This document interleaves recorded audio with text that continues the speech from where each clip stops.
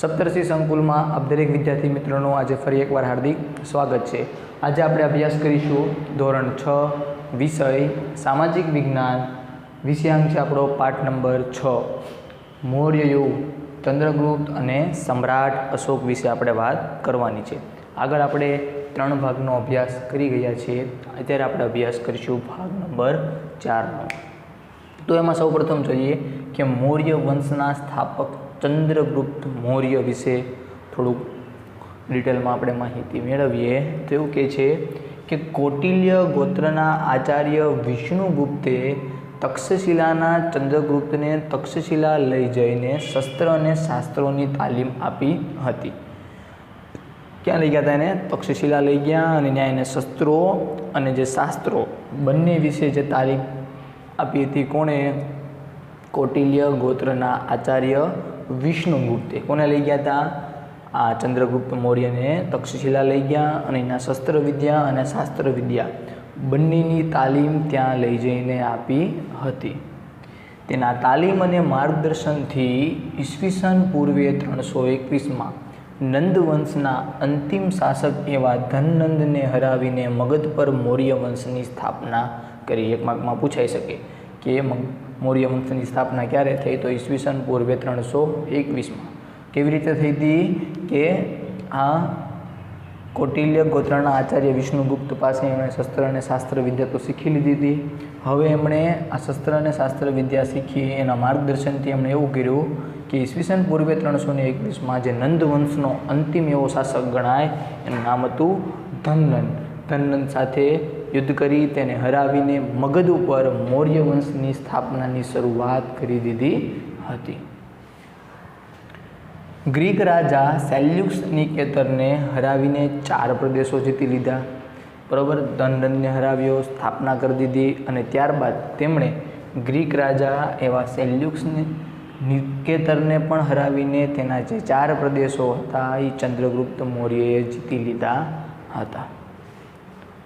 ચંદ્રગુપ્તની બહાદુરીથી પ્રભાવિત થઈ, એને હરાવ્યો હતો તો એની બહાદુરીથી પ્રભાવિત થઈ સેલ્યુક્સે પોતાની પુત્રી હેલેનાને, એની પુત્રીનું નામ કેવું હતું? હેલેનાને ચંદ્રગુપ્ત સાથે પરણાવી હતી।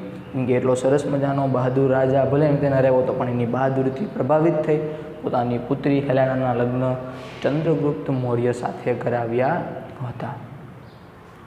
તેણે લગભગ સમગ્ર ભારતમાં સાર્વભૌમ સત્તા સ્થાપી હતી।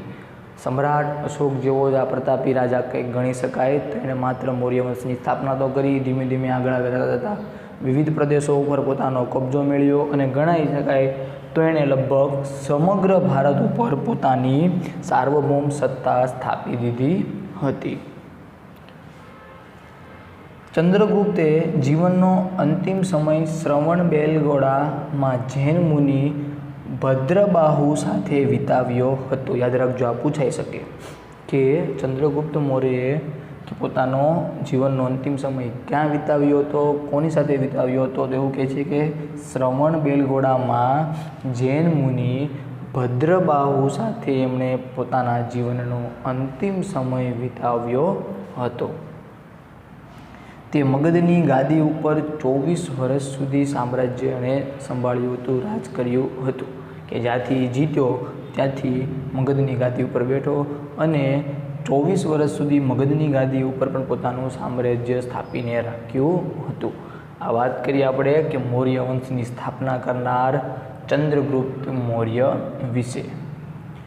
એ પછી આપણે આ ભાગમાં આગળનો પ્રશ્નનો અભ્યાસ કરીએ। આ પ્રશ્નો 3 માર્કમાં સવિસ્તાર પ્રશ્નોમાં પૂછાઈ શકે છે, એટલે વ્યવસ્થિત ધ્યાન રાખજો અને પરીક્ષામાં એકદમ સરળતાથી લખી શકાય। આવી રીતે સ્ટેપ બાય સ્ટેપ આપણે ટૂંકમાં યાદ રાખીએ તો આપણે પછી એને વિસ્તૃતમાં પછી એને કન્વર્ટ કરીને લખી શકીએ।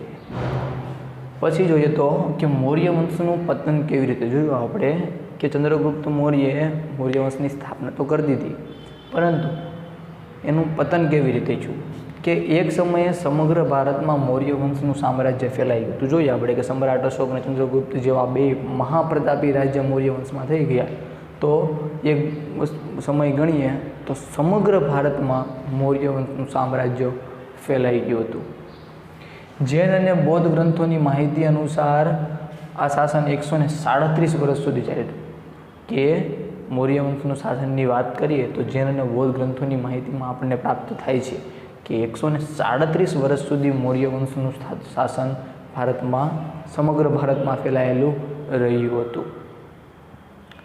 પરંતુ થયું એવું કે ચંદ્રગુપ્ત મૌર્ય, સમ્રાટ અશોક અને સમ્રાટ અશોક પછીના જે શાસકો હતા એ વ્યવસ્થિત સબળ ન હતા, બહુ સબળ નહોતા કે મૌર્ય વંશનું શાસક લાંબો સમય સુધી સંભાળી શકે કે તેમના સામ્રાજ્યને આગળ વધારી શકે.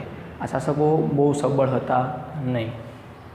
મૌર્ય વંશના અંતિમ રાજા બૃહદર્થની પકડ પ્રજા કે સેના ઉપર બંને પર ન હતી. કે સેના ઉપર ને પ્રજા ઉપર જો રાજાની જ પકડ ન હોય તો એ શાસન લાંબો સમય ટકી શકવાનું નથી. તો એવું કહે છે કે મૌર્ય વંશનો અંતિમ રાજા બૃહદર્થ જે હતો એની પકડ ન તો સેના ઉપર હતી ન કે પ્રજા ઉપર હતી.